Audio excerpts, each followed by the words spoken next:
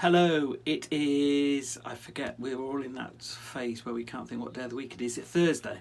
Thursday feel right? I think it's Thursday. Yeah. We're back in the Enchanted Wood. I'm with Squirtle today. Say hello, Squirtle. Hello. Hello. Looking very cute today, but I think you'll see Squirtle in a minute. I'll flip it around in a minute. As you left us yesterday, we had a bit of a conundrum because we looked at the next chapter and found that what appeared in one book didn't appear in the other. So we have got I think with the best way of getting around the dilemma is we will carry on for the next, so there's basically 4 chapters that appear in this version that don't appear in the picture book. The picture book took us straight to something called the Army of Red Goblins, and that's 4 chapters on from here. We've still got some nice lands to go up to, this next one being the Land of Toys, chapter 22 in this book. So we're going to do the chapters here, but what Molly is going to do is, so that you just, because nobody wants to be sitting looking at me reading a book, we thought it would be nice for just Molly to skip through the kind of like all the chapters that we've looked at so far and have a look at all of the pictures of from all the chapters we've had so far. Just be an easier thing to, yeah, so just literally just sort of skip through the pages and just look at the picture. Just look through the pictures. Is this first one? Yes. Okay. So we're going to do that. So we're going to have so this next chapter is called Up to the Land of Toys. So we're going to have that chapter and Molly's going to flick through the book. And then we've got a super extra special treat that Molly has written a story for this. And you're going to read it as well, aren't you? Yeah. Yeah, cool. Right, let us, glasses on, let us go up to the Land of Toys, and like I say, you're gonna just look through the book. Well, I can always turn the pages for you, couldn't I? Okay. So, Up to the Land of Toys, chapter 22. Knockety knock knock knock. Bang bang bang. Rat-a-tat-tat. Good gracious, it sounds as if somebody's at the door, said Joe. I'll go and open it, Mother. He went to the door. He went to open the door. Sorry, I need to concentrate. Yeah, perhaps if you turn the chat, you turn the things. Yes, yeah, right, okay. Good gracious, it sounds as if somebody's at the door, said Joe. I'll go and open it, Mother. He went to open the door, and outside, looking very impatient, stood the old saucepan man. He was hung about with pots and pans and kettles as usual, and had a saucepan for a hat. Hello, said the saucepan man. Didn't you hear me knock? I've come to tell you that we must go to the top of the faraway tree tomorrow. There is a very nice land coming there. What is it? Asked Joe. Toyland, said Saucepan. You could bring a bag with you and collect quite a lot in time for Christmas. Oh, what a good idea, said Joe. He called to his 2 sisters. Beth, Franny, did you hear what the saucepan man said? Yes, they cried, running to the door. Oh, Saucepan, we really must come. Can we help ourselves to toys, do you think? Well, I've an aunt there, said Saucepan, and if I tell her you're my friends, you can have what you want. Can you meet me at the top of the faraway tree tomorrow morning? Oh, yes, and will Moonface and Silky be coming too? Asked Beth happily. We haven't seen them for ages. We'll have fun, said Franny. Yes, please, said Saucepan unexpectedly. I'd like one very much. Like what? Said Beth astonished. What you just offered me. A bun, said Saucepan, looking round for it. Oh, you suddenly went deaf, said Beth. I just said, we'll have fun. Oh, all the same, I'd like a bun, said Saucepan. Joe got him a bun out of the cake tin. He went off munching happily, his pans rattling and clanging around him. See you tomorrow, he called. The next day, the 3 children set off to the faraway tree. Into the dark, enchanted wood they went, and followed the winding path they knew so well. The trees whispered round them as they went. They always seemed to have secrets to tell one another. Wish, wish, wish, they whispered. They came to the faraway tree in the middle of the wood. It looked even more enormous than usual. It towered up into the clouds, and the children couldn't even see the top of it. Its trunk was so big that it was quite a walk to go all the way round it. Great! The tree's growing blackberries today, said Joe, picking some big ripe ones. Well, it shouldn't then, said Beth. Blackberries grow on bushes, not on trees. The faraway trees made a mistake. They began to climb the tree, and a little way up it stopped growing blackberries and grew pine cones. Not so good, said Joe. We can't eat pine cones, faraway tree. It's a very exciting tree, this, said Franny. Always growing different things all the way up. and having people living in it too, and a slippery slip all the way inside from the top to the bottom. I'm glad we live near a tree like this. We're very lucky. Yes, I bet a lot of children wish they lived near it too, said Joe, helping Beth over a steep bit. My goodness, the adventures we've had. Look out, I can hear Dame Washalot's dirty water coming down, yelled Franny suddenly. And sure enough, down came a cascade of soapy water running down the trunk, splashing on the boughs and soaking a little pixie who was sitting nearby. Bother, she said, and I brought an umbrella with me too, in case I didn't hear the water coming. Joe laughed. I should put on a swimsuit next time and not bother about an umbrella, he said. Anyway, the sun will soon dry you.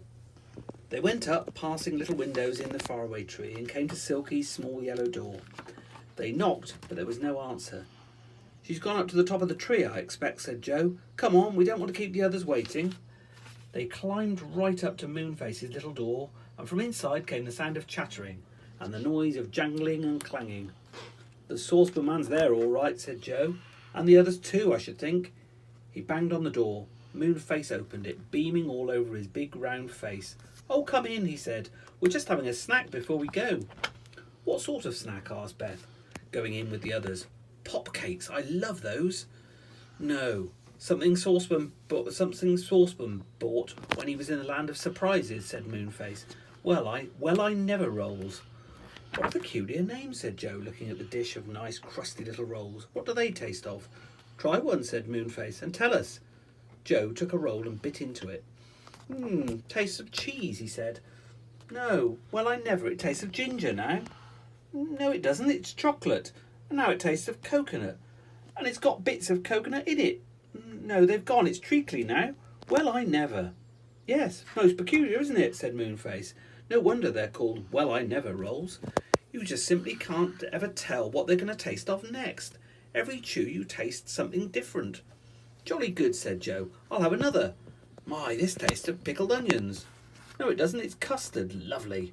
Mustard? Said Saucepan in disgust. I'd hate one to taste of mustard. I said custard, said Joe, and then made a face. Oh, my goodness. It is mustard now. Horrible. Just what I said. Mustard, said Saucepan. He bit into his. Ah, mint. Delicious. Why, it's mint sauce. I can taste the tiny bits of mint. You'll find you've got a roast lamb next, said Silky. Saucepan looked surprised. No, it isn't ham, he said. I said lamb, shouted Silky. No, it's not jam, said Saucepan. Well, I never, it's lamb. Lamb and mint sauce. How clever. Really, these rolls are remarkable. So they were. The 6 of them finished up the whole dish of them. I wish I'd brought heaps more, said Saucepan, getting up. Well, aren't we going up to Toyland? Do hurry up. They were all ready. They went out of Moonface's little round room and climbed up the topmost branch into a cloud. They came to the little ladder that led upwards through the last bit of cloud. Toyland should be at the top. Saucepan went first. He climbed off the top rung of the ladder and called down to the others. Yes, it's here. Come on. Up they all went and at last stood in Toyland. But there seemed to be no toys about at all. Saucepan pointed to a town not far off, with flags flying brightly from little houses. There's the village of toys, he said. Now we'll go and find my aunt. They set off to the village, but when they got there, Saucepan stood and looked puzzled. Dear me, he said, this isn't the land I hoped. The toys are all alive. Look, isn't that a teddy bear walking about? Yes, said Beth. Goodness, we can't take toys like these away to play with at home. They're as big as we are. I'll find my aunt, said Saucepan, and they all walked down the village street, meeting 3 or 4 sailor dolls, a curious man who had no legs but just wobbled along, and some beautifully dressed dolls. Saucepan's aunt was nowhere to be found. She kept a toy shop, and of course there was no toy shop there, because the toys lived in little houses made of coloured wooden bricks. Your aunt lives in the other land, you silly, said Silky. This must be the land of toys, not Toyland.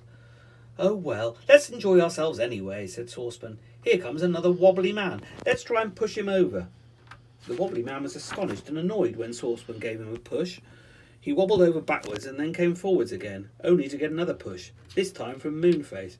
How dare you? Cried the wobbly man in a rage. That's no way for visitors to behave. I'll report you to the captain of the toy soldiers. He wobbled off at remarkable speed. The three children and Silky felt a bit scared. You really shouldn't go round pushing people, Saucepan said Joe. Not even to see them wobble. I do hope we don't get into trouble. Saucepan suddenly went deaf and didn't hear. He hardly ever did hear when somebody scolded him. Look, there's a clockwork mouse running along, he said, pointing. Run, mouse, run, meow, meow. The clockwork mouse was very frightened when it heard Saucepan mewing. It turned and ran off at top speed, almost bumping into a toy soldier. Look, there's the captain of the soldiers, said Beth, afraid, and the wobbly man is with him. He's complained about us and he said he would. We'd better run away. No, said Joe, we can easily explain, and Saucepan must say he's sorry. Up marched the toy soldier, as smart as could be. He saluted. Click. You must come with me, said the captain in a commanding voice. You are not toys, and you should not be here. Also, your behaviour must be looked into. Follow me. Quick, march. We'd better follow, said Joe. He can't do anything to us. He's only a toy, even if he is alive. And I must say, I'd rather like to see what that toy fort is like inside. So they all followed the toy soldier and the wobbly man, whatever was going to happen. And tomorrow's chapter from here, not from there, is chapter 23. They get into trouble. So it's all gonna kick off in the land of. Is it Toyland or the land of toys? They're in the land of toys, aren't they? They thought they were in Toyland, but they're in the land of toys. So we'll carry on with that tomorrow. How did you get on looking at the pictures? Go all right? Yeah. Okay. In which case, as the extra special bonus treat, we have got Molly Molster's story. So let me take that. I will flip it round. And Molly's going to read her story. How lovely does Molly look today? She's got a lovely headband on. And she's got some, I don't know what you call that. Jumpsuit? Not a jumpsuit. I don't know. Yeah. It's one of those. It's one of those. Right, okay, and what's the story called? The Lost Koala. The Lost Koala. Right, go for it. Once upon a time, there's a little girl called Zoe. Zoe loved koalas.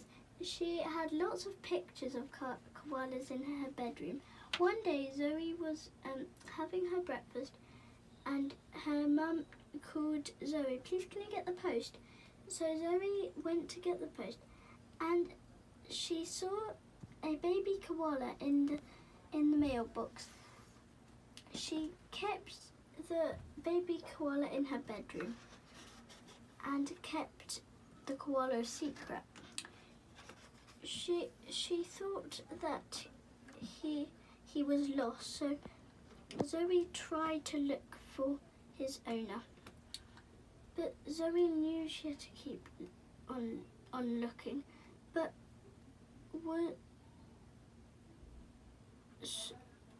she was so tired, so they went home and went straight to bed. Then in the morning, the baby koala was missing. So Zoe looked everywhere, but he was nowhere to be seen. She looked in the forest near her house. She looked in the bushes and the trees and down the waterfall, but she couldn't find him anywhere. Then she had a good idea to go home and see if he was there. And he was. And Zoe's mum said that she could keep the baby koala. It was like a wish come true for Zoe. Oh, that's nice. That's nice. And you're big into koalas, aren't you? So that's. And that kind of looks a bit like a baby koala, doesn't it? Yeah. Yeah.